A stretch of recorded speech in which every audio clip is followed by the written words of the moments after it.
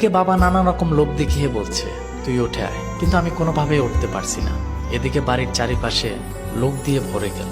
ওইদিকে মাকে অনেকেই সান্ত্বনা দিচ্ছে, কেউ বাবাকে, কেউ ভাইকে বা বোনকে অনেক রকম ভাবে বোঝানোর চেষ্টা করতেছে। একটু পর কয়েকজন লোক এসেই খুব যত্ন সহকারে বিছানা থেকে আমাকে নামিয়ে নিল। এরপর লোহার একটা শক্ত খাটিয়াতে আমাকে শুয়ে দিল।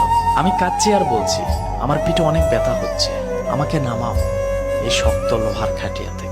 কেউ আমার কথা শুনলো না। একটু পর ওই লোকজনগুলো গরম পানি নিয়ে এসে আমার শরীরে কিছুটা পানি ঢেলে দিল।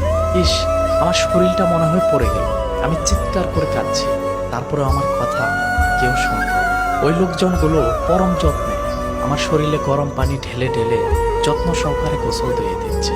আমি কাঁদছি আর বলছি আমার শরীরে আর গরম পানি দিও না, আমার শরীরটা পুড়ে যাচ্ছে, আমার শরীরটা আর ডলে দিও না, আমার শরীরে খুব ব্যথা লাগছে। তারপরেও কেউ আমার কথা শুনলো না। অনেক